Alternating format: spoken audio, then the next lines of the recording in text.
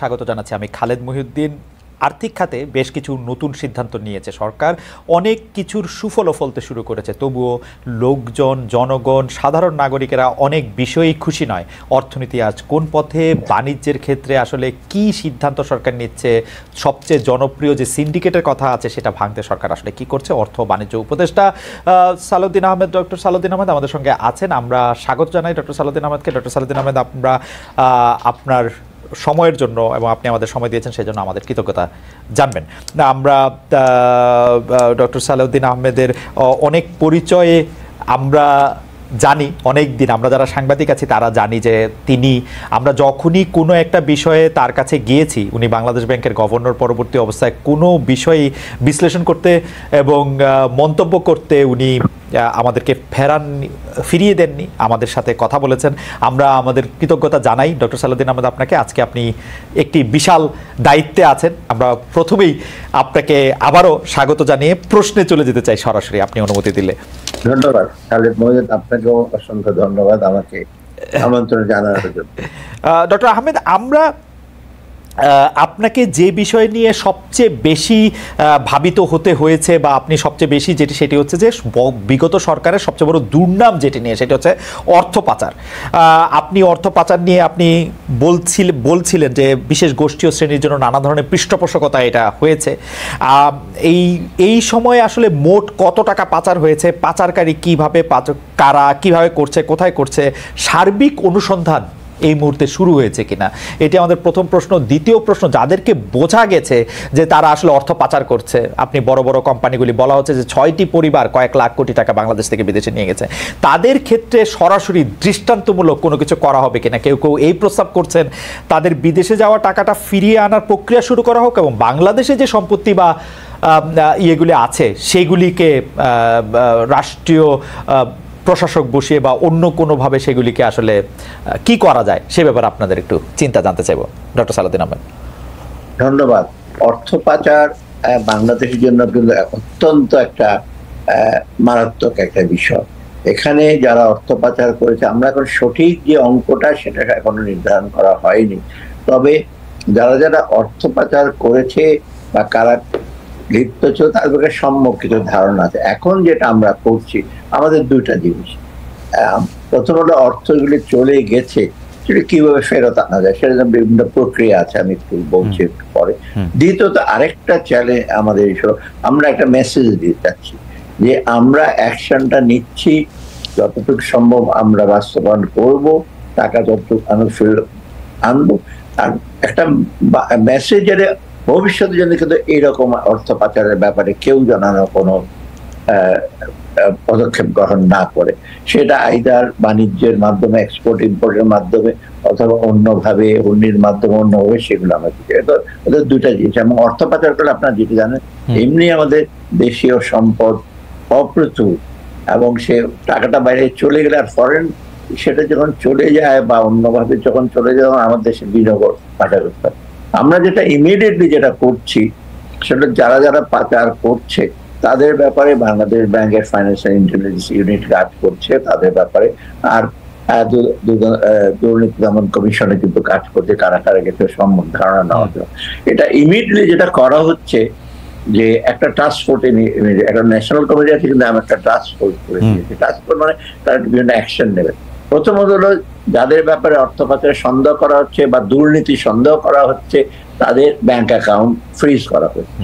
তারা কোন রকম ট্রানজাকশন গুলো ফ্রিজ করা মানে যিনি করেছেন তিনি নয়, তার স্ত্রী, পুত্র, কন্যা, এই ইমিডিয়েট ফ্যামিলি, কিন্তু তাদের ব্যবসা সংক্রান্ত যে অ্যাকাউন্ট গুলো আছে সেগুলোকে ফ্রিজ করা হচ্ছে না। এবং আপনি জানেন যে ব্যবসাগুলো তার চলে, কারণ ব্যবসাটা যদি আমরা ফ্রিজ করি অ্যাকাউন্ট তবে কিন্তু ব্যবসা বন্ধ হয়ে যাবে, অর্থনীতি একটা নেতিবাচক প্রভাব পড়বে, লোকজনের কর্মসংস্থানের সমস্যা হবে। আর সাথে সাথে যেটা করা হচ্ছে, বাংলাদেশ ব্যাংক থেকে অলরেডি কয়েকটা দেশে লিখেছে অর্থ পাচারের তথ্য আনতে। ইতিমধ্যে বাংলাদেশ ব্যাংক কিছু কিছু দেশ থেকে আপনার উত্তরও পেয়েছে।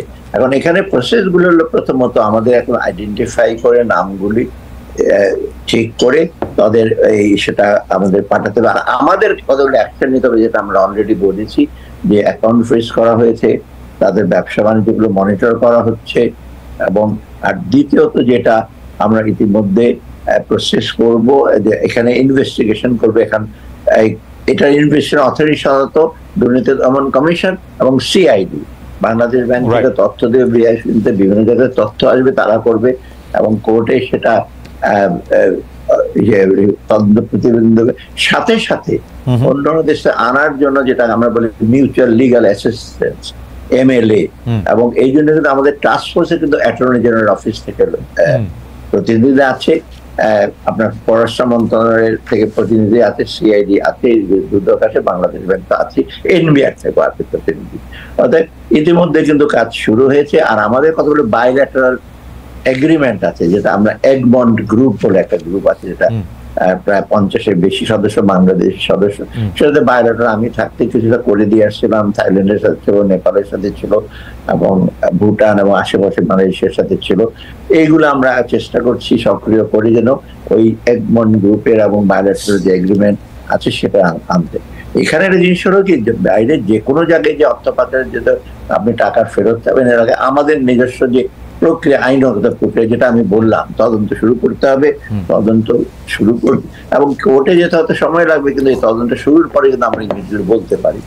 আরেকটা জিনিসগুলো প্রত্যেক দেশের রিকোয়ারমেন্ট আছে। যেমন আমি বলি, জাপানে যদি কোনো কিছু আপনি চান, জাপানিজ ভাষায় সব কাগজপত্র অনুবাদ করতে হবে। অন্য এটা অবশ্য অনুবাদ করার ডিফিকাল্ট, বাংলাদেশের লোক পাওয়া যায়, কাগজপত্র গুলো ঠিক হতো। ইদানিং এ পর্যন্ত কিন্তু এরকম কোনোদিন করা হয়নি, গত 15 বছরে আপনার এই সমস্ত পদক্ষেপ নেওয়া হয়নি একেবারেই। আমরা সক্রিয়ভাবে। আর একটা জিনিস বলি, এই অর্থ পাচারটা যেটা আমরা স্টোরিং অ্যাসেট রিকভারি, এটার জন্য কিন্তু IMF-ও বলছে আমাদেরকে কারিগরি সহায়তা দেবে, ওয়ার্ল্ড ব্যাংকও বলে সহায়তা দেবে, এবার ADB-ও বলছে যে কারিগরি সহায়তা। আপনি জানেন ফাইন্যান্সিয়াল ক্রাইম কিন্তু খুব সফিস্টিকেটেড, তার লেয়ারিং করা, চট করে এক জায়গায় চলে যায় না, প্রথম অন্য দেশে যায়, সেখান থেকে আরেক দেশে যায়, আলটিমেট ডেস্টিনেশনে সেফ হেভেন যেটা বলি সেখানে চলে যায়। অর্থাৎ এটা করার জন্য আমরা যেটা করছি যে আমরা কিছু কারিগরদের সহায়তা নেব। ইতিমধ্যে কথা হচ্ছে, তারা কিছু কিছু অ্যাডভাইস আমাদেরকে এমনি দিচ্ছে, তো হয়তো লোক আমরা ইনভাইট করবো এইগুলোতে আমরা। কারণ যেমন অর্থ পাচারের ব্যাপারে আপনার যেমন US এর ট্রেজারি ডিপার্টমেন্ট, তারপরে আপনার সুইজারল্যান্ডে যে ব্যাংকগুলো আছে বা এখানে আছে সুইস যে অথরিটি, তারাও ইভেন ব্রিটেনও বলেছে। তাতে আমরা অলরেডি কাজ শুরু করে দিয়েছি এবং এই যে টাকা অ্যাকাউন্ট ফ্রিজ করা হয়েছে, এগুলো সবাই এখন সবাই একটু সজাগ। ডক্টর সালাউদ্দিন আহমেদ, আমার মনে হয়, জি শেষ করেন, জি প্লিজ। একটা জিনিস যে অর্থ পাচারটা হয় যদি যখন করাপশন, আনআর্ন ইনকাম হয়, মানে দুর্নীতি করলে অর্থ পাচার করে। আপনি যদি মানে খেটে রোজগার করেন, আপনি তো অর্থ পাচার করার টাকাও থাকবে না, করবেন না। এই দুর্নীতিটা আমরা ঠেকাবার জন্য চেষ্টা করছি। এখানে গত 15 বছরে যা হয়েছে, সব সেক্টরের দুর্নীতি, যারাই অর্থ পাচার করেছে তারাই দুর্নীতি করেছে, ব্যবসা বাণিজ্য করেছে, চাকরির ক্ষেত্রে করেছে, ট্রেডে করেছে। এইটা যেন বন্ধ করে, এটা বন্ধ করলে সব দিকে দেশের জন্য সুবিধা হবে, শুধু অর্থ পাচার নয়, সাথে সাথে যারা লেভেল প্লেইং ফিল্ড, উদ্যোগী, সৎ, উদ্যমী ব্যবসায়ী যারা কন্ট্রিবিউট করছে এবং ভবিষ্যৎ আরো করবে, তাদের জন্য সুযোগ সুবিধা আমরা করে দিই। এতে কিন্তু লোকজনের সেবা। আমরা মোটামুটি ভাবে বুঝতে পেরেছি। ডক্টর সালাউদ্দিন আহমেদ, আপনাকে ধন্যবাদ। কিন্তু আমরা আপনার কাছে জানতে চাইবো যে এই ক্ষেত্রে কোনো পিক এন্ড চুজ আপনার সরকার করছে কিনা, অর্থাৎ অর্থ পাচার করার ক্ষেত্রে যারা আওয়ামী লীগের সাথে ঘনিষ্ঠ তাদেরকে ধরা, যারা বিএনপির সাথে ঘনিষ্ঠ তাদেরকে ছাড়া, এরকম কোনো নীতি নেওয়া হয়েছে কিনা? না না, মোটেও না। আমরা কিন্তু পিক এন্ড চুজ করছি না, যে দুর্নীতি করুক। যে এখানে দেখবেন আমরা ইতিমধ্যেই তথ্য যেটা তাদেরকে ব্যাংকের অ্যাকাউন্ট ফ্রিজ করে যে আপনি কারো তথ্য জানতে পারবেন, ওখানে কিন্তু বিএনপি, আওয়ামী লীগ ইরেসপেক্টিভ, এবং অনেকে আছে যারা কোনো পার্টি করে না, তাদেরও অ্যাকাউন্ট ফ্রিজ, কারণ তাদের সন্দেহ করা হচ্ছে তাদের ব্যাংক অ্যাকাউন্ট এখন যাতে করা হচ্ছে। আরেকটা জিনিস আমাদের স্ট্র্যাটেজি একটা, আমরা চেষ্টা করব কিছু এক্সাম্পলারি, মানে কিছু বড় এক্সাম্পলের প্রশ্নে আমরা একটু আসছি ডক্টর আহমেদ। আমরা কিন্তু যদি আপনি ব্যাংকিং খাতের কথা বলেন, আপনি ব্যাংকিং খাতে শৃঙ্খলা আনার ব্যাপারে গত 10, 15, 20 বছর ধরে যখন থেকে আমরা আপনাকে শুনছি আপনি কিন্তু এতে বলেই যাচ্ছেন, কিন্তু ব্যাংকিং সেক্টরে যখন আপনি ব্যাংকিং পর্ষদে যখন আপনি শৃঙ্খলা ফিরিয়ে আনার কথা বলছেন, তখন ব্যাংকের পর্ষদ ব্যবসায়ী সংগঠনে আগে যারা আওয়ামী লীগের লোকজন ছিল তাদেরকে বাদ দিয়ে এখন দেখা যাচ্ছে যে বিএনপির সাথে ঘনিষ্ঠ, কিন্তু ব্যাংকিং খাতে যাদের দুর্নাম রয়েছে তাদেরকেও আসলে তারা পর্ষদে ফিরে আসছেন। আমি এখানে নাম বলতে চাচ্ছি না, কিন্তু এই অভিযোগ রয়েছে। এটা নিয়ে আপনি আসলে কি বলবেন? মানে একটা আওয়ামী লীগের সেট থেকে আমরা একটা বিএনপির সেট পাচ্ছি কিনা, জামাতের সেট পাচ্ছি কিনা? এটা আপনি যেটা প্রশ্ন করেছেন সেটা রেলিভেন্ট। এটা হয়েছে কি, আমরা চেষ্টা করছি যেটা আমি যেহেতু ব্যাংকের সাথে সংশ্লিষ্ট, রাষ্ট্রায়ত্ত ব্যাংকগুলি বলেন, প্রাইভেট ব্যাংকগুলি বলে, সেখানে দেখা হচ্ছে যে সব লোক মানে কি কনসিডার বুঝতে পারি। কিছু লোক আসছে তাদের কোনো অভিজ্ঞতা নাই, কিছু লোক আছে লোকাল পলিটিশিয়ান, কিছু ব্যক্তি আসছে তাদের কোনো কিছু পরিচয় নেই, একমাত্র আপনার দলীয়। তো এইগুলি তো আমরা সবগুলো এখন যাচাই বাছাই বের করে দেওয়া হচ্ছে। আর কিছু আছে আবার মানে ফিট অ্যান্ড প্রপার টেস্টে আসে, ভালো মানে যোগ্য, কিন্তু তারা করাপশন। মেইন হলো গভর্নেন্সটা ব্যাংকগুলোতে যেটা হয়েছে, চেয়ারম্যান থেকে শুরু করে অন্য ডাইরেক্টর সবাই মিলেই কিন্তু এই লোন দেওয়ার ক্ষেত্রে, লোন ডাইভার্ট করার ক্ষেত্রে, অতিরিক্ত লোন দেওয়ার জন্য বা একেবারে কোনো জাতীয় লোন দেওয়া, তারা কিন্তু বল। অর্থাৎ এই জন্য আমরা যেটা করছি, আমরা চেষ্টা করছি যাদের ট্র্যাক রেকর্ডটা ভালো। তবে এটা হতে পারে যে হয়তো প্রত্যেকে তো রাজনৈতিক মতাদর্শ আছে, কিন্তু একেবারে পিওরলি পলিটিক্যাল ইস্যু নিয়ে যেটা আগের বার দেখেছেন, তারা এসে ব্যাংক বোর্ডে বলতো যে আমরা এত বছর কিছু পাইনি, বিএনপিরা আমরা কিছু পাইনি, কারণ আমাদের কিছু পেতে হবে। সেটা আপনি দেখেছেন অনেক এক্স ছাত্র নেতা, তথাকথিত সাংবাদিক তারা ছিলেন, তাদের এইমটাই ছিল এটা। এবং সাথে সাথে চেয়ারম্যান এবং এরকম এবার হচ্ছে না, বা এরকম করার ক্ষেত্রে এরকম কোনো না। এইখানে আমরা চেষ্টা করছি, আবার যদি হচ্ছে, যদি হয়ে থাকে ইমিডিয়েটলি আমরা অ্যাকশন নেব যদি জানতে পারি। হয় কি, আমরা অনেক সময় জানি না যে, আমরা শুনেছি ভালো ব্যাংকার, ভালো আপনার ইকোনমিক, ভালো ব্যবসায়ী, তাদেরকে আমরা আনছি প্রাইভেট ব্যাংকে বলুন, রাষ্ট্রায়ত্ত ব্যাংকে বলুন। তার মধ্যে যদি একেবারে পলিটিক্যাল ম্যান্ডেট নিয়ে ব্যাংকে আসবে, ডাইরেক্টর হবে, সেটা না। আরেকটা জিনিস আমি এনফোর্স করে, আমি গভর্নর থেকে সেটা করেছিলাম, যে আপনি যেই পরিচয় থাক পলিটিক্যাল, কিন্তু বোর্ডে আপনি পলিটিক্স আনবেন না, মানে পলিটিক্স আর রাজনীতি। এখন এর আগে যেটা হয়েছে, সবাই এসে বলতো আমি তো ওই পার্টির, আমি তো ওই সিরাজগঞ্জ থেকে আসছি, আমার ওখানে কিছু না, আমার কিছু টাকা পয়সা করতে হবে, একে লোন দেয়। এই পরিচয়টা যেন যিনি আসবেন ব্যাংকের পরিচালক, উনি অ্যাডভাইস দেবেন, পরামর্শ দেবেন, কিন্তু কোন দল থেকে আসছে, কোন পেশার ব্যাপারে বলতে পারে আমি একজন সাংবাদিক, আমি একজন ডাক্তার, আমি একজন কিন্তু ডক্টর আহমেদ, আপনি কি এইটা তো ঠিক, যখন আমি নামই বলি, বিশিষ্ট ব্যবসায়ী আব্দুল আউল মিন্টু যখন একটা ব্যাংকের পরিচালনা পর্ষদে আসেন, ফিরে আসেন, যে ব্যাংকের উদ্যোগের সাথেও তিনি জড়িত ছিলেন, তিনি গত 10, 15, 20 বছর ধরে যে রাজনীতি করেন, এবং রাজনীতির কারণে তিনি যতটা, তো তিনি তো তার রাজনৈতিক পরিচয় ব্যবহার করবেনই, এবং তিনি তো তার রাজনৈতিক জায়গাতেই তিনি আসবেন, সেটাই স্বাভাবিক না? মানে এবং তাকে তো ওই বিবেচনাতেই নিশ্চয়ই এই সরকার এসে আবার এই পদে আসীন করতেছে, তাই না? ব্যবসায়ী পরিচয় তো না। প্রশ্ন করেছেন নাম নিয়ে, আমি বলি, উনি যেভাবে এসছেন, এটা ওনারটা হলো আইএফআইসি ব্যাংকের ব্যাপার। যেটা হয়েছে কি, আইএফআইসি ব্যাংকের সরকারি শেয়ার আছে আর প্রাইভেট শেয়ার আছে। এখন ওনার যিনি আগে ছিলেন সালমান রহমান, উনি চলে গেলেন, গেলেন, তা কিন্তু যিনি এসছেন পরে তার শেয়ার আছে।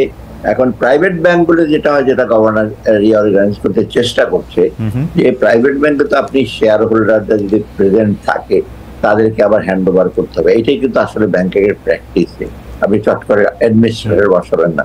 কারণ সেই সাথে শেয়ার হোল্ডাররা, ডিরেক্টররা যারা এক্সিস্টিং, তারা হয়তো তাকে পরিচালক হিসাবে এসে দিয়েছে এবং উনি আসছেন। হ্যাঁ, রাজনৈতিক পরিচয়টা ওনার আছে, বেশ বেশ প্রভিডেন্ট।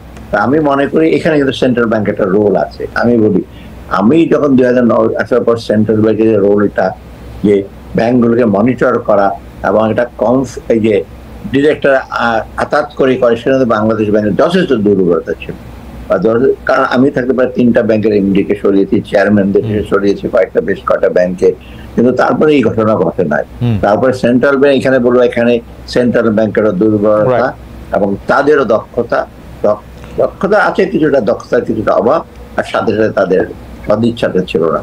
ওরা সব পলিটিক্স নিয়ে রাজনীতিতেই কাজ করে, যারা গভর্নর হয়েছেন ডিউ রেসপেক্ট, তারা প্রত্যেকে রাজনীতির মধ্যে, এবং ডিরেক্টলি কেউ কেউ তো রাজনীতির কথাই বলতেন, আর কেউ কিছু বলতেন। আমি জানি, নাম বলবো না, কিছু কিছু গভর্নর, আমি তো বোর্ডের সবাইকে বেশিরভাগ চিনি, তারা এখন বলতে, তার বোর্ডে এসে বলতে আমাকে এই নির্দেশ দেওয়া হচ্ছে আপনারা এই জিনিসগুলো মানে আমি করব, কিন্তু বোর্ডের ডাইরেক্টররা বাংলাদেশে যা বলবে এটা করবেন না, আমার সময় তো খুব ওপেনলি বলতে এটা করতে পারবেন না, এটা করা উচিত, বুঝতে পারছি সেটা কোনো না। আচ্ছা, এটা পরিষ্কার। আমরা শুধু আমাদের আসলে অনেকগুলি প্রশ্ন, আমরা চট করে করে এক একটা প্রশ্নের মধ্যে যাই। আপনি দৃষ্টান্তের কথা বলছিলেন, আমাদের দর্শকদের মধ্যে অনেকে জানতে চান, আমাদের রিসার্চ টিম জানতে চান, আমি জানতে চাই যে আসলে যদি আমরা দৃষ্টান্তের কথা বলি, এই সরকারের যিনি প্রধান ছিলেন, অর্থাৎ শেখ হাসিনা, মানে গত সরকারের যিনি প্রধান ছিলেন শেখ হাসিনার দুর্নীতির বিষয়ে, শেখ হাসিনার টাকা পাচারের বিষয়ে, বা শেখ হাসিনা পরিবারের টাকা পাচারের বিষয়ে আপনাদের কাছে কোনো তথ্য আছে কিনা, আপনারা কোনো অনুসন্ধান করতেছেন কিনা? না, এটা তথ্য আছে, কিছু বিআইএফ আছে, ব্যাংকে আছে, বিভিন্ন ব্যাংকে যাতায়াত আছে, এবং সেই তথ্যটা শুধু আপনি দেখেন ব্যাংক অ্যাকাউন্টে, বাংলাদেশের ব্যাংক অ্যাকাউন্টে টাকা হয়তো খুঁজে পাওয়া যাবে, কিন্তু কোথায় গেছি সেটার প্রচেষ্টা চলছে। আমরা জানি যে কিছু কিছু দেশে গেছে। আরেকটা জিনিস হচ্ছে, কিছু কিছু বিগ মেগা প্রজেক্ট, বড় বড় প্রজেক্টের মাধ্যমে কিন্তু বাংলাদেশে প্রচুর দুর্নীতি হচ্ছে। এই প্রকল্প, যেটা উন্নয়ন প্রকল্পের নামে, আমরা সেটা এখন চিহ্নিত করছি। ইনফ্যাক্ট রিসেন্টলি আমি এটা যাচাই করছি এবং পরিকল্পনা মন্ত্রী ওদের সাথে বসেছি, কিছু কিছু প্রজেক্ট আমরা দেখেছি একবার রাজনৈতিক না, মানে অপ্রয়োজনীয় প্রকল্প এবং টাকা বানাবার জন্য, সেগুলোকে আমরা আস্তে আস্তে ঝেড়ে ফেলে দিচ্ছি। অনেকটা ইমপ্লিমেন্ট হয়ে গেছে অনেক দূর, অতএব সেখানে কিন্তু আমরা টের পাচ্ছি যে কোথায় কোথায় হয়েছে এবং কোন মেগা প্রজেক্ট কত টাকা হয়েছে, সেগুলো অলরেডি কিছু তথ্য আছে। সেগুলো এখন প্রকল্পগুলিতে কি রকম যাচাই দুর্নীতি হয়েছে কিনা সেগুলো দেখা হচ্ছে। প্রকল্পের বড় প্রকল্প ওভার এস্টিমেট হয়েছে কিনা, কস্ট ওভাররান হয়েছে, সময় বাড়িয়ে দিয়েছেন ইচ্ছাকৃত ভাবে বা ইমপ্লিমেন্ট করে নাই, সেগুলো দেখা হচ্ছে। অতএব সেখানে নিশ্চয়ই বেরিয়ে আসবে যারা পলিসি মেকার ছিলেন, তৎকালীন প্রধানমন্ত্রী সহ যারা যারা ছিলেন, তাদের সবাই। এই জন্য আপনি দেখবেন যে আগের প্রধানমন্ত্রী চলে গেছেন, কিন্তু দেশে যারা আছে প্রত্যেকেই কিন্তু বেশিরভাগই কিন্তু কোনো না কোনো এই ধরনের দুর্নীতির সাথে জড়িত। একটা তো আছে তাদের ছাত্র আন্দোলনের ভূমিকা বা তাদের অন্যরকম, কিন্তু একটা বেশি অনেকেরই কিন্তু এই কোনো প্রকল্প বা কোন একটা যে উন্নয়ন হিসেবে অ্যাপ্রুভাল দাও সাথে জড়িত। অতএব আগের প্রধানমন্ত্রী এবং অন্যরাও কিন্তু চলবে, এবং ইতিমধ্যে কিন্তু বেশ কিছু তথ্য আমরা বাংলাদেশ ব্যাংক জোগাড় করছে।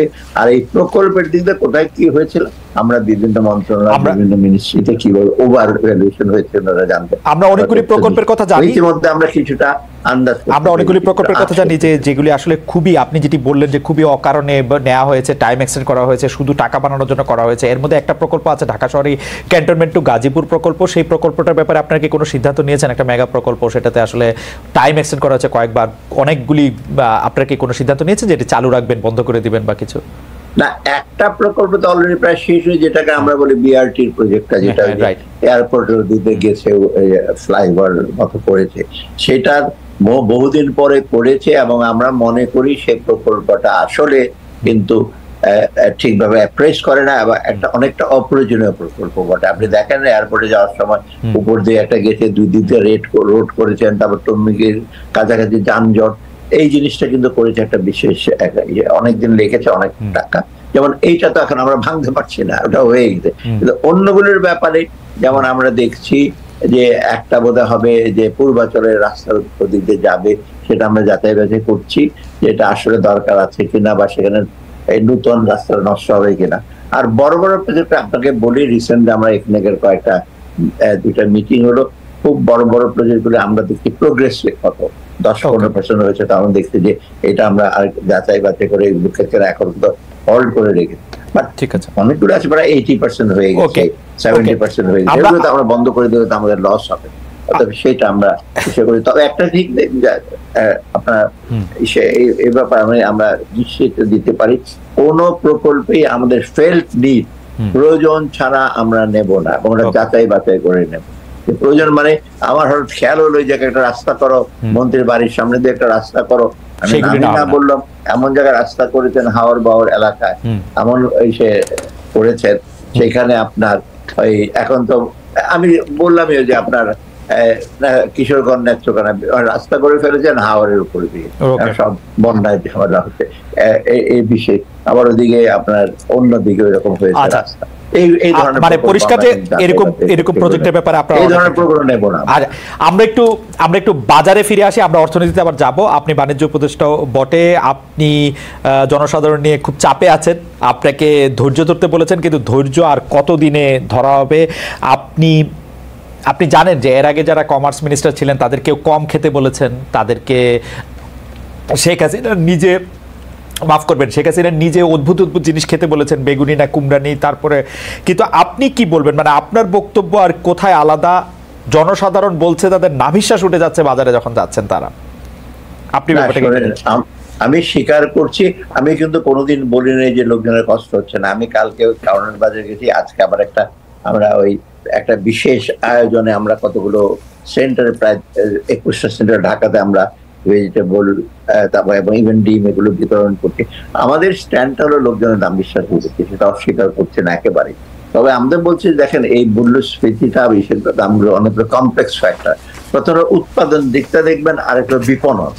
উৎপাদন দিকটা মোটামুটি আমাদের ভালো ছিল, মাঝখানে একটা জিনিস হয়েছে, একটা বিশাল একটা বন্যা হলো, যেখানে কোনোদিন বন্যা হয় না। এই যে ধরুন কুমিল্লা, নোয়াখালী, তারপরে আপনার বিভিন্ন এলাকায় অনেকগুলো খামার, মানে মৎস্য খামার নষ্ট হয়ে এটা যেতে না যেতে আবার বৃষ্টি শুরু হলো। অর্থাৎ প্রাকৃতিক দুর্যোগ কিন্তু অনেক শর্টেজ হয়ে গেছে, সেটা একটা। আমি কালকেও বলি যে দেখেন হয়েছে, আপনারা বিশ্রামে নিচ্ছেন একটা দিক। আরেকটা দিক হলো বাজারে বিপণন। অনেক জায়গায় হাত বদল হয়। কারণ বাজারে আমি গেছি, ওখানে ফুটপাত ভাগাভাগি করা আছে, আবার ওই যে কত ছোট ছোট চাতাল আছে, ওটা চারটা হাত বদল করে, সেটা আমরা চেষ্টা করছি। আমাদের ভোক্তা অধিকার এসে যাচ্ছে। আমি তো অলরেডি 64 ডিস্ট্রিক্টে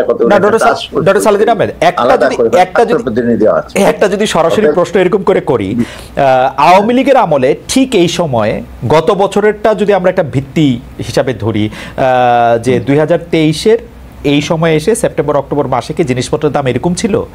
2024-এর দামটা কি আসলে একটু বেশি?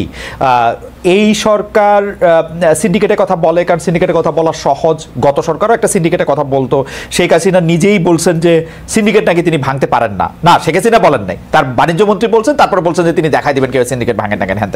কিন্তু ঘটনা হচ্ছে যে মানে এই সরকারের কি, যদি আমি এটা বলি যে মুঠিটা একটু আলগা, মানে ঠিক সবকিছুর উপরে কন্ট্রোলটাকে একটু কম। না কন্ট্রোল আমরা আবার একটা জিনিস লক্ষ্য, আমরা কিন্তু কোয়ার্সিভ বা ফোর্স হিসেবে করে করতে চাই না, কারণ এটা একটা আমরা মনে করি পপুলার গভর্নমেন্ট, এইখানে কারো কোনো এজেন্ডা নাই। কারণ এর আগে যেটা হয়েছে, আমি বলি বাজারে যে যারা আমরা চাঁদাবাজি করতো, সেটার সেই চাঁদাবাজের অংশ ছিল রাজনৈতিক ব্যক্তিও। অতএব তখন একেবারে এইরকম 10, 9.5, 10 কিন্তু প্রায় 1 বছর যাবতীয় কিন্তু যখন আগের পরিকল্পনা মন্ত্রী ছিলেন উনি যখন বলতেন, প্রায় বলতেন যে না এটা সবই, আবার একবার উনিও বলেছেন কচুরি পানা মতো জিনিসের দরকার হলে খেতে হবে, এগুলো বলেছিলেন। যাই হোক, আবার উন্নত হয়েছে যে হ্যামবার্গার বানা, ওইটা দিয়ে কাঁঠাল দিয়ে এটা সে। কিন্তু আমরা তো স্বীকার করছিলাম মোটে চাহিদার তুলনায় সরবরাহটা কম আছে, এবং আরেকটা বাজারের ব্যাপার আছে। যেমন আমি বলি যে ডিমের ব্যাপারটা ডেইলি 4.5 কোটি ডিম লাগে। এখন হঠাৎ করে এর 2-3 মাস আগে ডিমের দামটা রিজনেবল ছিল, অন্য জিনিসের দাম ছিল বেশি, তো ডিমটা প্রায় 4.5-5 কোটি উৎপাদন হয়, এখন 3.5 কোটি বেশি না। আমি ভারত থেকে আমদানি করতে 5 কোটি 5.5 কোটি বলছি, আজকে আবার বলছে আরো নিয়ে আসবে। তবু হয় কি, এই যে যারা মজুদ করে দোকানদার, আমি যখন কারণ বাজার গেলাম দেখলে বন্ধ করে দিয়েছে দোকান আমি যাওয়ার আগে, তখন ওরাই বলেছে আপনি আসবেন শুনে বন্ধ করে। এগুলো কিন্তু ওই ব্যবসায়ী কিন্তু ওই আগের যে রাজনৈতিক ছত্রছায়া ছিল, এখন আবারও অনেকটা সেটাতে আপনাদের কোনো পৃষ্ঠপোষকতা নাই। কাদের ছত্রছায়া? সেটাতে আপনাদের ফ্র্যাঙ্কলি বলি, ফুটপাতটা কারণ 3 ভাগে ভাগ করা। একটা হলো আগের রাজনৈতিক দলে এখন প্রেজেন্ট যারা খুব প্রমিনেন্ট, আরেকটা ইন্ডিপেন্ডেন্ট লোকাল লোকে আগের রাজনৈতিক দলের প্রভাব রয়েছে এখনো। আগের রাজনৈতিক এটা ভাঙাবার জন্য আমরা যেটা চেষ্টা করছি, আমি আজকেও বসেছি বড় গ্রুপের সাথে, টিকে গ্রুপ আছে আপনি জানেন, সিটি গ্রুপ আছে, যারা আনে তারা বলে স্যার আমরা আনি বড় বড় বাল, কিন্তু ওই সিন্ডিকেটটা তো যেটা ইসে করে তারা মেইনলি করে পাইকারি, এবং ইভেন মুদি দোকানেও ওরা 3 টাকা, আমি কারণ এক দোকানে 4 টাকা ডিফারেন্ট ডালের, আরেক দোকানে 2 টাকা, নানা রকম এক্সকিউজ, আর আমি আগে কিনেছি বেশি দামের পরে। এই জিনিসটা একটু বোঝার জন্য এটা খুবই ইন্টারেস্টিং। মানে কি আপনি বাজারে কিন্তু দাম ফিক্স করে ইস্যু করতে পারেন না, বাজারের মেইন মেকানিজমটা হলো আপনি চাহিদা থাকলে এটা ইস্যু করবেন। ডক্টর আহমেদ, এটা কিন্তু খুব ইন্টারেস্টিং। আপনি বলছেন যে কারণ বাজারে যে বাজার সিন্ডিকেটটা সেটা এখনো 3 ভাগে বিভক্ত, মানে আগের রাজনৈতিক দল, মানে আগের সরকারে, মানে আমি যদি বলি আওয়ামী লীগ সরকারের যারা ছিল তারা 3 ভাগের 1 ভাগ আছে, নতুন এখন বিএনপি জামাতে 3 ভাগের 1 ভাগ আছে, আবার নতুন লোকাল কিছু আছে। এদের 3 জনের মানে সমন্বয়ে সিন্ডিকেটটা প্রচলিত হচ্ছে এখন কিছুটা, কারণ যখন টাকা ভাগাভাগি টাকার ব্যাপার আছে তখন অনেকটা তাদের জন্য হলো উইন উইন গেম, মানে আমরা 3 জনই উইন করছি, তুমি হয়তো একটু কম পাবে। আমি আরেকটা এক্সাম্পল বলি আপনাকে, আমি অর্থ মন্ত্রণালয়ের ব্যাপারে অবশ্যই বসে বাণিজ্য থেকে সময় বেশি যায়, যদিও অর্থ মন্ত্রণালয় বড়। এখানে আমি কিছুদিন আগে বসেছি যে ডিলার যারা আছে, ধরেন ওই যে আপনার ওএমএস এর ডিলার বা যে টিসিবির ডিলাররা যারা আমরা দিচ্ছি, ডিলাররা এখন কিছুদিন যাবত যখন এটা আমরা আসলাম যখন, তখন ডিলাররা সব উধাও হয়ে গেল, কারণ বেশিরভাগই ওই সরকারে। আমি তখন জিজ্ঞেস করলাম যে এখন যে ডিলার নতুন নিয়োগ দেবেন, দিচ্ছেন না কেন? তখন আমাদেরকে বলা হলো স্যার নতুন যারা নিয়োগ দেবেন তারাও কিন্তু ওই, আপনি কোন জায়গায় ফেরেশতা টাইপের লোক পাবেন না। তো ধরেন পঞ্চগড়ে বা ধরেন আপনি আপনার এই যে গাইবান্ধার একটা জেলা থানা, আপনি ওই আরেকটা লোক আসবে, সেও কিন্তু ওই প্র্যাকটিস এসে করবে। আমি তখন বললাম ডিসিদের একটা ইনস্ট্রাকশন দাও যে লোকাল কিছু ভালো ভালো লোকজন ডিসিরা এসে, তারা করার পরে স্যার ডিসিরা যাদের আনবে তারা ব্যবসা করতে পারবে না, সোজা করতে ভালো লোক পাওয়া যাবে, তারা করতে পারবে না ব্যবসা।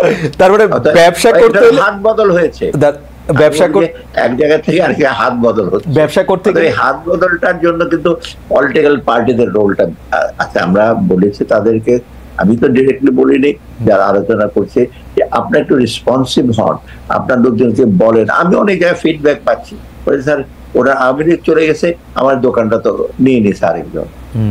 তবে এইগুলি তো আপনার একটা খুব কম রেটে খুব নেক্সাস হয়েছে। আমি স্বীকার করি যে এটা ভাঙা দরকার। এই প্রচলিত চাঁদাবাজিটা আমার কাছে একটা ডিটেল স্টাডি আছে। মহাস্থানগড় বিরাট, আপনি জানেন তাই না, বগুড়া বিরাট একটা, সেখানে কত জায়গায় কত টাকা লাগে। বেগুন 15 টাকার বেগুন কেন টাকা 50 টাকা ভাগ করা আছে কোন জায়গায় না। ডক্টর সালেদিন আহমেদ, একটা জিনিস একটু বোঝার জন্য, আপনি মহাস্থানহাটের কথা বলছিলেন, আপনি কারণ বাজারের কথা বলছিলেন, ব্যবসায়ীরা যদি সেই সিন্ডিকেটটা, সেই চাঁদাবাজিটা, সেইটা যদি কইরেই যাইতে পারে, মানে frankly don't take it otherwise, আমাদের সরকার তেলে ঠিক রাষ্ট্রের কাঠামোর মধ্যে যে সরকারটা থাকে তাদের কাজটা আসলে কি, মানে তারা আসলে কি করে? না, রাষ্ট্রের ডেফিনেটলি কাজ এটাও। এখন হয়েছে কি, এটা করতে হলে কি আপনি কিন্তু চট করে, যেমন অনেকে আমাকে বলছে যে ভোক্তা অধিকার দিকে বন্ধ করে দেয় না কেন বা জেলে নিয়ে যায় না কেন। আমি যদি বন্ধ করে তখন করে ওই দোকান তো একেবারে বন্ধ থাকবে। আর কারণ কি, যে কোনো জিনিসই পাইকার কাছ থেকে আনার জন্য কিন্তু একটা রেপোর্ট লাগে, সে জানে কোথেকে আনবে, সাপ্লাইটা কোথেকে আসবে, ইভেন ভেজিটেবলের ব্যাপারে। আমি যা করে বন্ধ করে দেই তখন তো আপনি একেবারে তখন জিরো, তখন তো আরো ডিজাস্টার্স হবে। এটা ঠিক, আমরা তো সেই অ্যাপ্রোচে না গিয়ে আমরা, তবে definitely will take a hard stand.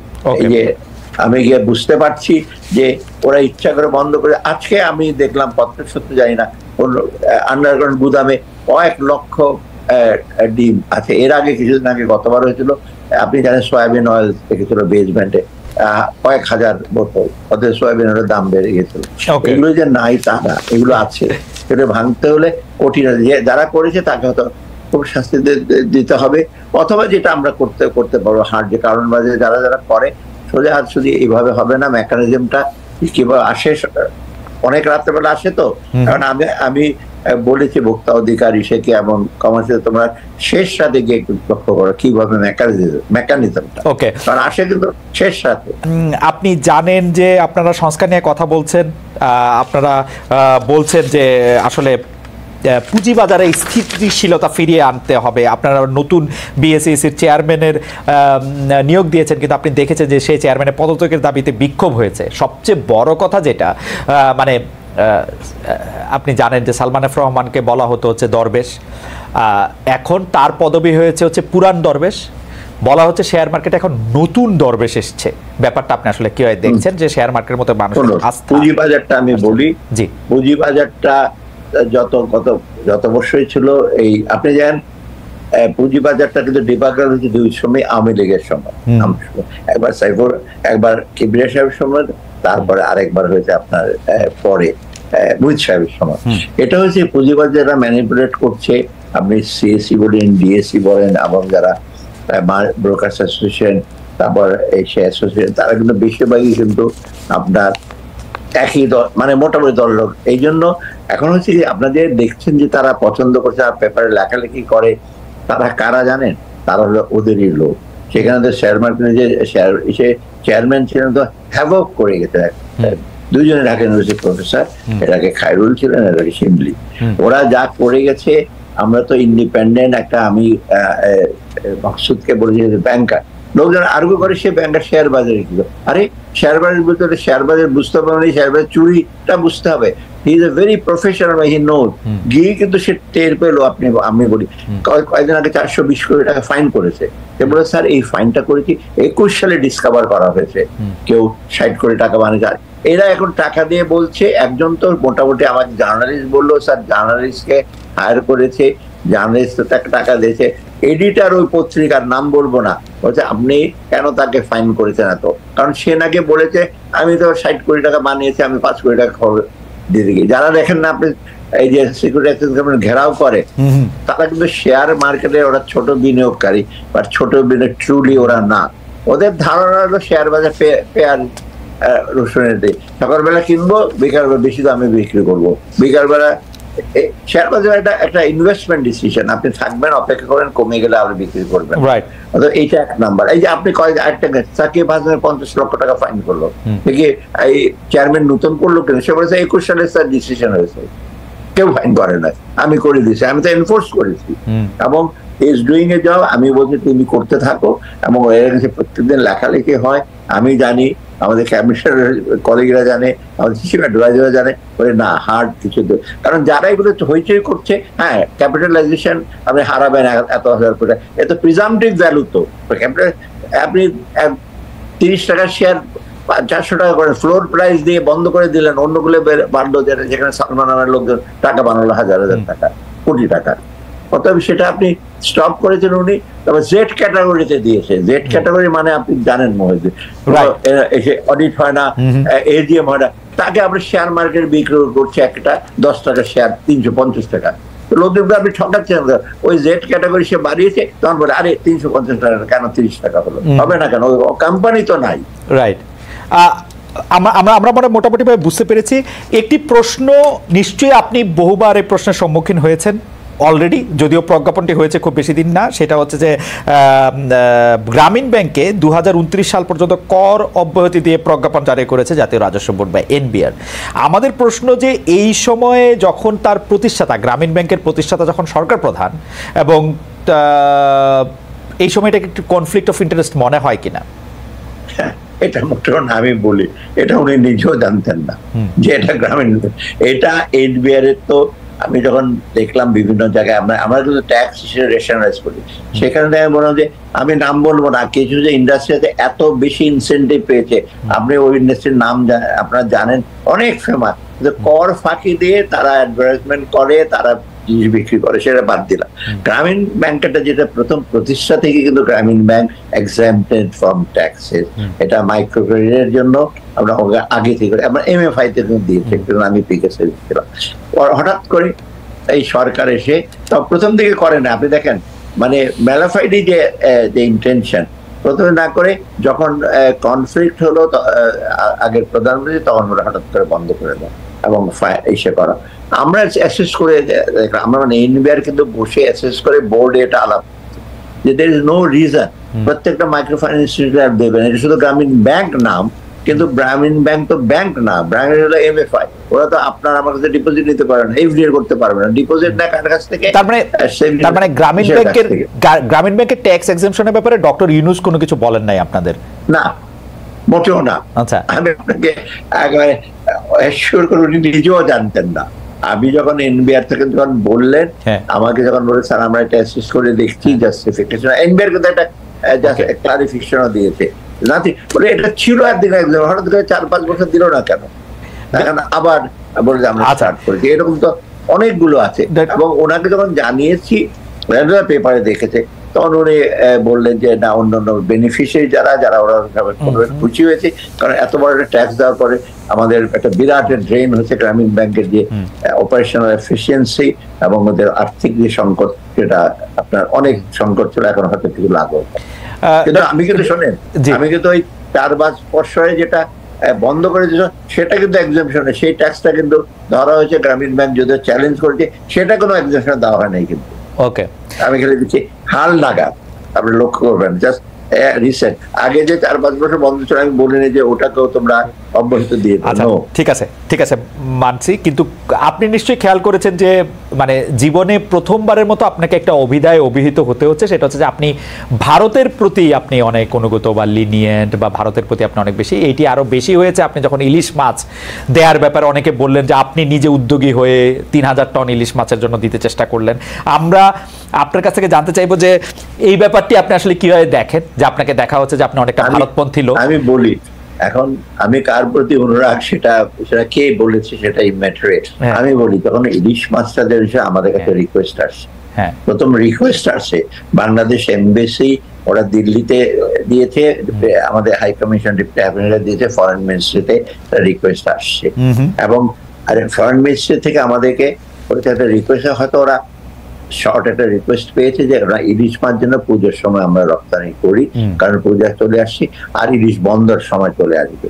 তখন আমি মতো আমি বললাম যে না, এটা দিতে হবে, এবং এটা বাণিজ্য মন্ত্রণালয় আমরা অ্যাসেস করে বললাম যে স্যার আমরা প্রত্যেক বছর দেই, গত বছর 4000 মেট্রিক টন দিয়েছে, গেছে 1800 টন, কারণ এটা কিন্তু স্পেসিফিক এবং এটা বিনা পয়সা দেওয়া হয় না, $1.20 করে পড়ে। অতএব এইভাবে আমি 3000 টন দিয়েছি, এবং সেটা আমি হিসাব করে দেখলাম 5,30,000 মেট্রিক টন একটা সিজনে আহরণ হয়, এটার 0.5% না। এখন এইটাতে যদি মনে করেন যে দেশের ইলিশের দাম বেড়ে গেল, লোকজন ইলিশ খেতে পারবে না, এটা মোটেও ঠিক না। আর এখানে আরেকটা জিনিস আছে, ওরা বিনা পয়সা নিচ্ছে না। দ্বিতীয়ত হলো, ওরা এই পুজো পার্বণে ইলিশ মাছটা ওদের বিশ্ব ওয়েস্ট বেঙ্গলে ওদের একটা ফেভারিট জিনিস। আপনি এটা আমার নেইবার একটা দেশ, ওরা কি করে, ওরা নেগেটিভ অ্যাটিটিউড নেই, ওরা আমাদের ব্যাপারটা এরকম যে ধরেন ইলিশ মাছ দেওয়ার জন্য শুধু না, ভারতের সাথে অর্থনৈতিক বা কূটনৈতিকভাবে এক ধরনের নতজানু অবস্থানে পরিচয় দিচ্ছে গত সরকার, শেখ হাসিনা সরকার, সেটা আমরা অনেকবার শুনেছি। সেটার সাথে মিলিয়ে এটা বলা কিনা, মানে না, এটা দেখেন, আমরা তো ওরকম করি নেই, করার আমাদের ইস্যু নাই যে প্রজেক্ট গুলো হয়েছে 3-4, আমি নাম বলবো না, 3-4টা কম্পোনেন্ট আছে, তার মধ্যে একটাতে বিদেশিরা বলছে আমরা করবো, সেখানে ভারতকে দেওয়া হয়েছে ওই কন্ট্রাক্ট, ওটা হলো নতজান।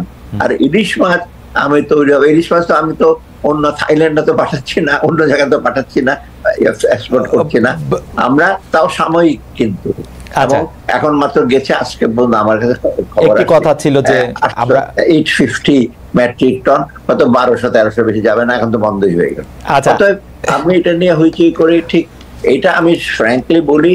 অনেকে ভাবে যে আমাদের নতজানু, এটা যদি মনে করেন নতজানু, এটা মোটেও না। একটা নেইবারলি আপনার মায়ানমারের সাথে আমাদের এসে রোহিঙ্গা চলে এসে আমাদের বন্ধ হয়েছে ওদের ট্রেড, মোটেও না। ইন্ডিয়ার চায়না এত বৈরী সম্পর্ক, সেটি আপনি ঠিকই বলেছেন। তাহলে আমাদেরকে চট করে দুটি ব্যাপারে কথা বলতে হচ্ছে, যে আমরা ওই সরকারকে শুনেছিলাম যে ওই সরকারের আমলে কোনো প্রাইভেট কোম্পানিতে যদি ইন্ডিয়ান কোনো লোককে নিয়োগ দেওয়া হতো তাহলে তারা বিশেষ ধরনের বেশ কিছু সুবিধা পেত। এরকমটা এখন চলে কিনা? 26 লাখ ভারতীয়দের কাজ করার কথা আমরা বাংলাদেশে শুনেছি, তারা কি এখনো কাজ করছে কিনা, তারা সঠিকভাবে টাকা দিচ্ছে কিনা, আপনার কাছে এটা নিয়ে কোনো তথ্য আছে কিনা? ভারতের সাথে অর্থনৈতিক ক্ষেত্রে বা সামরিক ক্ষেত্রে আগের সরকার কি কি গোপন চুক্তি করেছিল সেগুলি আমাদের এখন সামনে আনা হবে কিনা? না, সেইগুলো একটু বিশেষ করে আমি প্রকল্পের ব্যাপারগুলো বলি। প্রকল্প আমরা যাচাই বাছাই করছি কোনটা এসছে, কোন ইস্যুতে আসছে, এবং নতুন করে নেওয়ার আগে যেগুলো হয়ে গেছে ওদের প্রকল্পগুলো অনেক দূর এগিয়ে গেছে, সেগুলো আমরা ইস্যু করতে পারবো না। এটার প্রতি। আর দ্বিতীয়ত যেটা বলবো যে নতুন করে ওদের কাছ থেকে আনা, আমরা চিন্তা ভাবনা যে ইদানিং আপনারা দেখেছেন আমাদের তো ডাইভার্সিটি মালয়েশিয়ান প্রাইম মিনিস্টার যিনি আসছেন, I was one of the negotiator. আমি অনেকগুলো ট্রেডিং ফিল্ড বলেছি, উনি রাজি হয়েছেন বলে এটা এক্সপ্লোর করবো, প্রাইভেট সেক্টরের লোক পাঠান। অর্থাৎ এখন ভারতের দিক থেকে একেবারে ডিপেন্ডেন্ট আমরা সেটা না, আমাদের কিছু ন্যাচারাল জিনিস করতে। আরেকটা জিনিস আপনারা লক্ষ্য করবেন, যে প্রকল্পের ব্যাপারে আমি উদাহরণ দেব না স্পেসিফিক। কয়েকদিন আমরা কয়েকটা প্রজেক্ট অ্যাপ্রুভ করেছি, সেখানে কিন্তু অনেকগুলো পার্টি ছিল, পার্শ্ববর্তী দেশ ছিল। আমরা অনেক চিন্তা ভাবনা করে আমরা একটা বড় প্রজেক্ট দিয়েছি কোরিয়ানদের, আর একটা বড় প্রজেক্ট জাপানিজদের। আমাদের কনসিডারেশন ছিল quality of our good.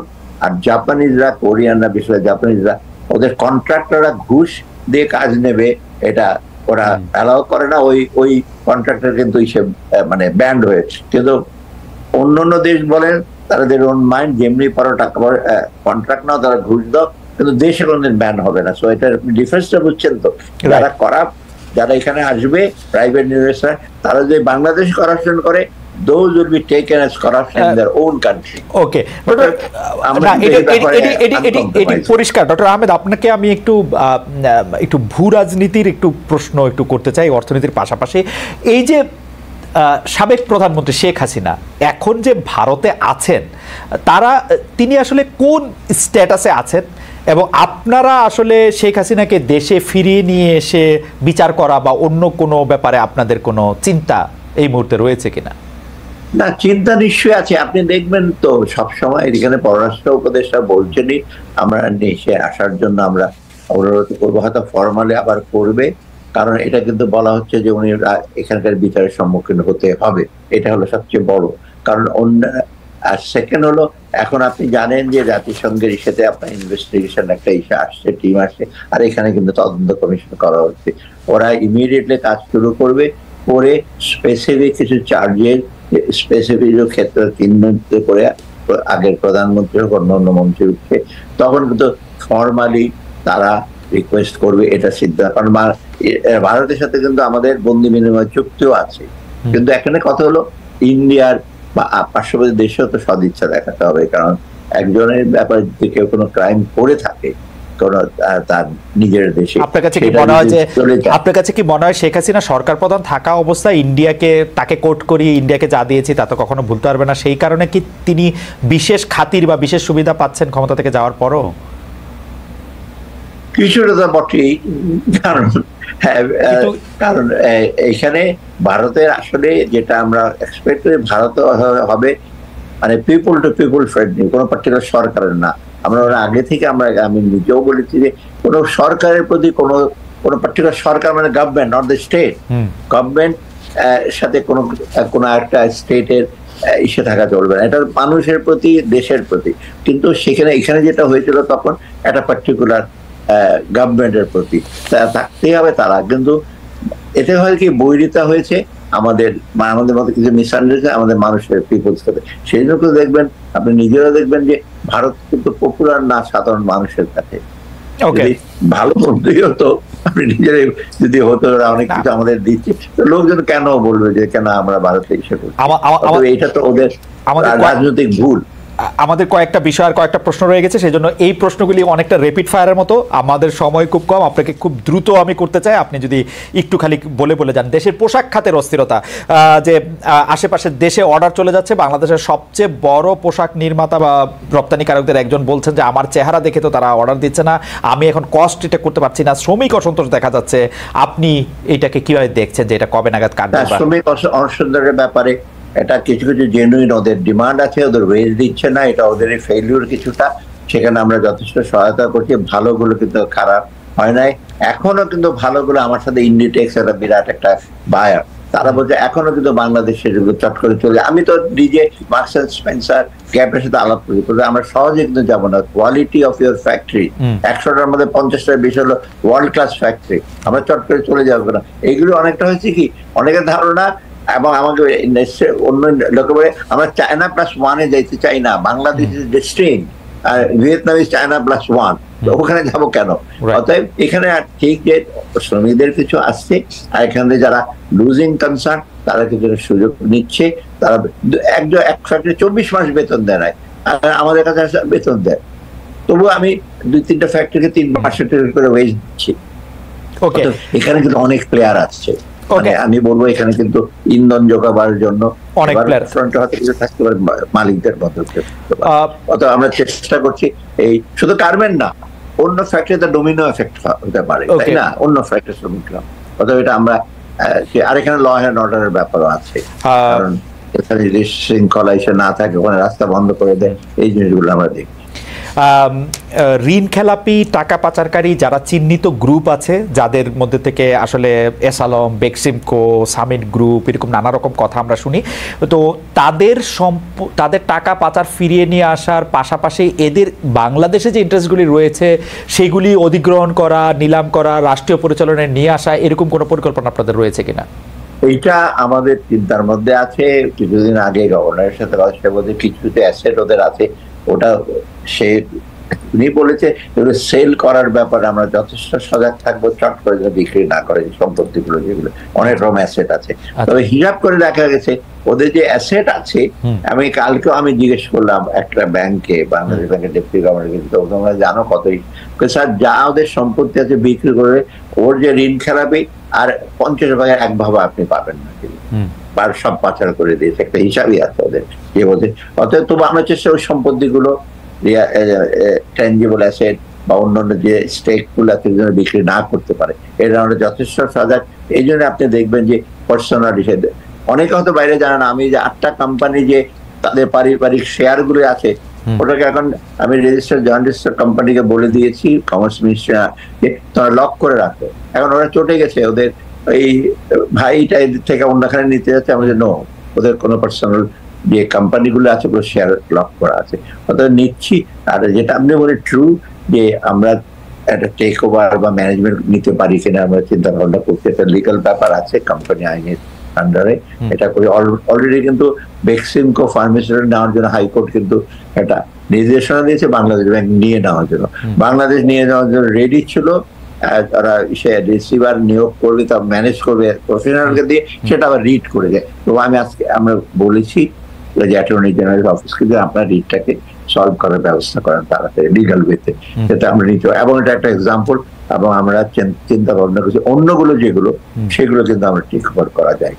Take over মানে ওন করা না, ম্যানেজমেন্টের জন্য নেওয়া, এটা ভালো করে সেটি অনেক ক্ষেত্রেই অনেকের দাবিও রয়েছে এরকম।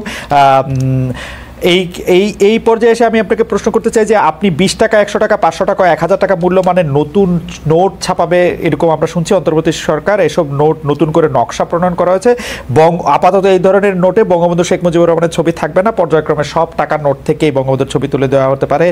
নতুন নোট বাজারে আসতে 1.5 বছরের সময়, এই যে পুরো প্রক্রিয়াটা, সেইটার ক্ষেত্রে কি বঙ্গবন্ধুর ছবি অপসারণ করাই মূল লক্ষ্য? অন্য কোনো ব্যক্তিত্বের ছবি নিয়ে কি আপনারা ভাবছেন, যেমন প্রথম নোবেল প্রাইজ যিনি পেলেন বাংলাদেশে? না, শোনো, যেটা প্র্যাকটিসটা অন্য দেশের ছবি দেয়, কিন্তু বাংলাদেশে একজনের ছবি ছাড়া বাকি কোনো সময় করা ছিল না। আমরা যেটা চেষ্টা করেছি, আমার সময় আমি চেষ্টা করেছি কারোর ছবি না দেই নাই, সেখানে আমরা পুরাকৃতি, তারপর আমরা হিস্টোরি হিসেবে দিয়েছি, যাতে একটা কারোর প্রতি ইসে না করে। অনেকে আমার সময় বলেছে নজরুল ইসলামের ছবি দিচ্ছেন না কেন, রবীন্দ্রনাথের ছবি দিচ্ছেন না কেন, বা জিয়া রহমান সাহেবের ছবি দিচ্ছেন না, বঙ্গবন্ধুর ছবি তো আছে, তার তো গুরু দেন, কোনো ছবি নেই প্রিন্সিপাল। এখন এটা ডিজাইন করবে, ওরা বলছে এগুলি করলে কারো ছবিটা দেওয়া হলে ব্যাপারে অনেক রকম আপনার প্রশ্ন আছে। মানে যেটা আমাদের দেশে একটা ইস্যু হয়ে গেছে আর কি, আমাদের একটা অন্যরকম সেন্টিমেন্ট হয়ে গেছে। অন্য দেশ আছে, অন্য দেশে কিন্তু আপনার ওই জাতীয় চরিত্র না। আমেরিকাতে বেঞ্জামিন ফ্র্যাঙ্কলিনের ছবি আছে, জেফারসনের কিছু ছবি আছে, বিভিন্ন দেশে বিভিন্ন জায়গায়। অন্য দেশে অবশ্য হেড অফ স্টেট বা হেড অফ গভর্নমেন্টে থাকে। ইন্ডিয়াটা একটা রেখেছে গান্ধীর ছবি, পাকিস্তানে তো জিন্নার ছবি রেখেছে। আমরা চেষ্টা করছি যে ছবি ছাড়া যদি, তবে এটা ফাইভ ডিসিশন, আমি তো একটা ডিসিশন নেবো না। বাংলাদেশ ব্যাংক প্রপোজাল নিয়ে আসছে যে ওরা বলতে টাকা লাগে। তবে আমি একটা জিনিস বলি বহুদিন, যে টাকা গুলো মিউচুয়াল হয়। আমরা 100 টাকা ছাপাতে আমাদের খরচ হয় 10 টাকা, আরো বেশি আপনার সময় লাগে। এবং এটা 1 বছর পরে এটা তো ডলারের মতো সযত্নে রাখে লোকজন। আমি বলছি এখন ক্যাশলেস সোসাইটির দিকে যান, এবং প্রয়োজন হলে ক্যাশলেস সোসাইটি আমরা বলছি, কারণ খালি টাকা নিয়ে যাবে 1000 টাকার নোট দিয়ে বান্ডেল করে টাকা দেবে কেন? এটা তো এখন সময় আসছে এটা ইস্যু করা। হ্যাঁ, এটা ঠিক, দরিদ্র গ্রামের লোকজনের তো ক্যাশলেস বুঝবে না কোথায় কি করতে, সেখানে দরকার হলে অন্যরকম আপনার মোবাইল ফাইন্যান্সিয়াল সিস্টেমটাকে ইসে করেন, তো টাকা কিসের দরকার, এক জায়গা থেকে এক জায়গায় টাকা নেবে। হ্যাঁ, তাও টাকা লাগবে। এটা অনেক সময় অন্য দেশে কিন্তু কয়েন ব্যবহার করা হয় বেশি। কয়েন আমাদের মিন্ট নাই, আমরা তবে বাড়িতে ছাপে আনা যায়, তবে কয়েন তো 5 টাকা 10 টাকার বেশি আপনি করতে পারবেন না, ম্যাক্সিমাম 10 টাকা।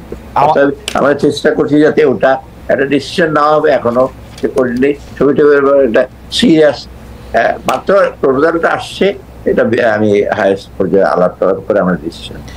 রাজনৈতিকভাবে ব্যাংক দেওয়া হয়েছে উপহার হিসাবে, ইনাম হিসাবে, পরিবারের বিভিন্ন সদস্যদেরকে ব্যাংক দেওয়া হয়েছে। সেই ব্যাংকগুলি নিয়ে আপনারা কি চিন্তা করছেন, যে সেই 60 থেকে 90টি ব্যাংক বা আর্থিক প্রতিষ্ঠান কি থাকবে, নাকি তাদেরকে আসলে মার্জার করা হবে, সরকার প্রশক দিবেন? এটা যেটা বাংলাদেশ ব্যাংক চেষ্টা করছে অলরেডি, যে বড় ব্যাংকগুলো ইসলামী ব্যাংক ইনক্লুডেড ম্যানেজমেন্ট এখন চেঞ্জ করছে, পুরোপুরি এসে করে দিয়েছে। আরো 2-3টা ব্যাংক, ফার্স্ট সিকিউরিটি ইসলামী ব্যাংক, এনআরবিসি করেছে, আস্তে আস্তে সবগুলো করবে। কিছু কিছু আছে পুরোপুরি পুরো সেট আপ চেঞ্জ করে পুরোনো দিয়ে আসে যাতে ম্যানেজমেন্টটা যেন হয়। আর আমি ওদের কাছে তোমার ইন্ডিপেন্ডেন্ট ডিরেক্টর কিছু নাও, খালি ওই সো কল 1% শেয়ার নিয়ে একটা সারা জীবন ডিরেক্টর চেয়ারম্যান থাকবে 20 বছর, সেটা অ্যালাউ করা ঠিক হবে না। অর্থাৎ রিঅর্গানাইজ করা হচ্ছে। আরেকটা জিনিস আপনি লক্ষ্য করবেন, খালি সবসময় সব ব্যাংকে কিন্তু ডাইরেক্টর চেয়ারম্যানের সাথে যারা ম্যানেজিং ডিরেক্টর, তাদের একটা কমফোর্ট জোন থাকে। আমরা এটা এখন এটার দিকে লক্ষ্য দেওয়ার চেষ্টা করছি। কমফোর্ট জোন তো বুঝতে পারছেন, রাইট? একজন ব্যাংকের ডিরেক্টর ম্যানেজার যত টাকা বেতন পায়, আপনি তো আপনার চিন্তার বাইরে। অতএব সে কেন চাইবে চেয়ারম্যান কেন করে চাকরিটা? দেশে তো বিল পাচ্ছে, হোটেলের বিল পাচ্ছে, আপনার ক্লাবের।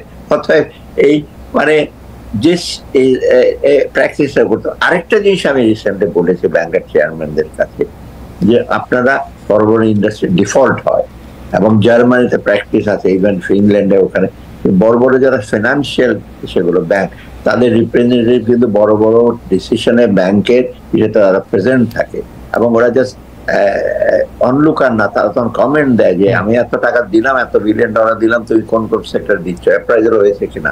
বাংলাদেশ কিন্তু এটা নাই। ব্যাংকাররা কেউই তো পরে যখন ডিফল্ট হয় তখন, আর এই কমফোর্ট জোনের জন্য কিন্তু বেশিরভাগই মানে যেটা বলি আমি, বেশিরভাগ তাই হয়েছে। ব্যাংকারদের তো কিছুটা রেসপন্সিবিলিটি আছে যেটা ওরা পালন করেনি। ডক্টর আহমেদ, আপনার কাছে কি মনে হয় বাংলাদেশের অর্থনীতির যে সাইজ এবং বাংলাদেশের ব্যাংকগুলি যে করছে, আসলে বাংলাদেশে কতগুলি তফসিলি ব্যাংক থাকা দরকার বা থাকলে ভালো হতো? আমি সরাসরি বলি এটা কোনো প্রয়োজনই ছিল না। আপনি দেখে যান, আমার সময় একটা ব্যাংকও দেওয়া হয় নাই, একটা ফাইন্যান্সিয়াল ইনস্টিটিউশনও দেওয়া হয় নাই। তখনই আমি ভেবেছিলাম, আপনাকে বলি ফ্র্যাঙ্কলি, তখনই আমি ভেবেছিলাম কিছু ব্যাংকে মার্জ করা হোক। আমি কিন্তু 2008-এ মার্জার এন্ড অ্যাকুইজিশন একটা এসে ড্রাফট দিয়ে আসছি বাংলাদেশের ব্যাংকে, কিন্তু সারপ্রাইজিংলি এটাকে উল্টিও দেখে নাই, রিভাইজ। হঠাৎ করে কিছুদিন আগে ওনাদের খেয়াল হলো মার্জার অ্যাকুইজিশন করে, তাও ডিকটেটে আদেশ করে হয়, আপনি জোর করে কাউকে মার্জ করতে পারবেন? অতএব দেখেন, এই যে ব্যাংকটা কনসলিডেট করা, আমি বহু আগে এক্সাম্পল দিই। আমার সময় আমি তো 3টা সরকারি ছিলাম, সবাই তো একই কথা বলতো, ব্যাংক দাও, এই দাও, সেই দাও। আমি বলতাম যে জাস্টিফিকেশন নাই, আমাকে বোঝান কেন।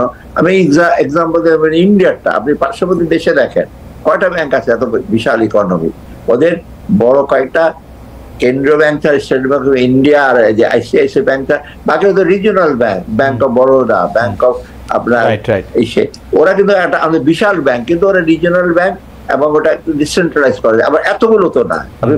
আরেকটা জিনিস দেখবেন, ব্যাংক যারা ওন করে শেয়ার হোল্ডাররা, ওরা কিন্তু কোনো ইন্ডিয়ান কোনো বোর্ডে আপনি দেখবেন না। আপনি টাটা, বিড়লা অথবা গোদরেজের লোকজনকে দেখছেন ব্যাংকের ডিরেক্টর চেয়ারম্যানের বসে আছে? নো, ওরা তাদের ইন্ডাস্ট্রি নিয়ে ব্যস্ত। ব্যাংক চালায় প্রফেশনালরা, ব্যাংক চালাইছে। এখানে দেখবেন ডিরেক্টর, ওই ইন্ডাস্ট্রির মালিক, চেয়ারম্যান, তার ফলে কোনো চেক এন্ড ব্যালেন্স নাই। একটা জোক বাংলাদেশে ব্যাংক পাড়ায় খুব প্রচলিত ছিল যে আমি তো এই ব্যাংক থেকে লোন নিয়ে আরেকটা ব্যাংক করে ফেলবো, মানে this should B a joke. কিন্তু এইটা অনেকে এটা বলতো যে হ্যাঁ এটা হইতেও পারে, মানে এরকম একটা অবস্থা তখন ছিল যে মানে মানে মানে কি বলা যায় যে নিশ্চয়ই আমরা সেই অবস্থার মধ্যে আর যাবো না। তবে আমি আপনাকে একটা প্রশ্ন করতে চাই। আপনার একটা দায়িত্ব নেওয়ার কয়েকদিনের মধ্যে আপনার একটা বক্তব্য খুব আলোচিত হয়েছিল, সেখানে আপনি বলেছিলেন লোনের টাকা পরিশোধ করতে পারবো না, অতটা অবস্থা খারাপ না। দায়িত্বের 2 মাস পরে এসে পরিস্থিতি কি মনে হচ্ছে? আওয়ামী লীগ আসলে অর্থনীতি কেমন রেখে গেছে? খুব কেমন রেখে গেছেন এটা আমি টের পাচ্ছি, বাংলাদেশ ব্যাংকের গভর্নর টের পাচ্ছি, এবং বিভিন্ন ব্যাংকের চেয়ারম্যানরা ওরা টের পাচ্ছে আমাদের সাথে কথা, যেটা অবস্থা করেছে মানে এটা মানে অকল্পনীয় ব্যাপার। এখন যেটা আমার একটা প্রথম দিক দিয়ে আমি বলেছি, যখন ডোনাররা আসে আমি হচ্ছে আমাদের লোন কমিটমেন্ট যেটা সেটা আমরা ইসে করবো, আমরা অনার করবো ডেফিনেটলি। কি উদ্দেশ্যে এনেছে, কেন এনেছে সেটা তো পরের ব্যাপার। যেগুলো আমরা এনেছে, যেগুলো আমরা তবে ডেট সাস্টেনেবিলিটি যেটা যথেষ্ট গুরুত্ব দিচ্ছি, কারণ আপনি জানেন ওটা যদি আমরা ঠিক স্পষ্ট ভাবে রিএফর্ম না করি আগে লোনগুলো পাই। যেমন এখন আমি IMF কে বলছি আরো $3 বিলিয়ন দিয়ে, তখন ওরা বলে তোমার সাস্টেনেবিলিটি হিসেবে দেখো। আমরা কিন্তু ডিফল্ট হতে হয়নি, কোনোদিনও হবো না। আপনি দেখেন আমরা যে অনবরত যে লোন গুলো যে আমরা শোধ করে দিয়ে যাচ্ছি, আমাদের একটু ইচ্ছা হচ্ছে, কষ্ট হচ্ছে যে রিজার্ভ কম, ইদানিং ইসে বাড়াতে আপনার কি জানি বলে রেমিটেন্স বাড়াতে আর ইম্পোর্টটা কমাতে আমরা কিন্তু কিছুটা অলরেডি কিন্তু বাংলাদেশ ব্যাংক মানে আমাদের সাথে প্রায় $1 বিলিয়ন মানে আউটস্ট্যান্ডিং সে শোধ করে দিয়েছে। আপনি আশ্চর্য হবেন, একটা কুয়েতে একটা সার কোম্পানি $135 মিলিয়ন পেত, এই গত সরকার দেয়নি। পেট্রোলিয়াম পেত প্রায় $250 মিলিয়ন। আমি শোধ করে করে কয়েকদিন আগে আমার কৃষি এগুলি দেয় নাই কেন? মানে এগুলি দেয় নাই কেন? না দিয়ে ওর লাভ হচ্ছে কি? ওই গত সরকারকে এই টাকাগুলিও পাচার করতে চেয়েছে বা পাচার করেছে? এইটা মানে কমিটমেন্ট দেয় নাই। যেমন আপনি দেখেন না, একটা এক্সাম্পল, আদানি $500 মিলিয়ন হিসেবে বলেছে। সে আদানি যে কোনো কারণে বেশি দামে কন্ট্রাক্ট করেছে, সেটা অন্য ব্যাপার, ওখানে এসে হয়েছে। কিন্তু সে তো এখন বলছে $500 মিলিয়ন তোমাদের কাছে পাই। আমি এখন আমরা বলছি তো $500 মিলিয়ন একবারে তোমাকে কি করে দেবো, না তো করবো না, আমরা দেখবো। অতএব হ্যাঁ দেয় না, এই টাকাগুলো নিয়ে কি করেছে সেটা পাচার করেছে, বা দেশে অনেক বিরাট বিরাট বাড়ি গাড়ি অনেক করেছে। আপনি এখন আমরা তো দেখি কার বাড়ি কি কোথায় কই কোন অজপাড়া গায়ে বিরাট 10 কোটি টাকা দিয়ে বাড়ি করেছে। কেন ইমাজিন করে আমরা চিন্তা করতে পারি? আমার সেটাই মানে যথেচ্ছাচার করেছে। আমরা দেখেছি যে ছোট রাজনৈতিক নেতারাও আসলে প্রচুর পরিমাণে টাকা পয়সা মালিক হয়েছে। মন্ত্রী এমপিদের কথা, তাদের 100 গুণ সম্পদ বেড়েছে। কেউ কেউ বলেছেন মাছ ধরে ধরে তারা প্রচুর টাকা রোজগার করেছেন। মানে আমরা নির্বাচনী হলফনামায় আমরা এটা পড়েছি যে প্রচুর। সেটা তো মনে হয় একটা অ্যানাদার ওয়ে অফ কনসিলিং। আপনি মাছ আর এসে মুরগির এত হিসাব টিসাব পাবেন না, তখন বলেছে আমার টাকা আমি মাছ দিয়ে করছি। এটা হলো আপনার যে ফাইন্যান্সিয়াল স্টেটমেন্ট বা ইনকাম ট্যাক্সের যে ফাইলটা ওরা হিসাব করে, এটা হলো চালাকি। এটা তো আমরা তো টের পেয়েছি তখন।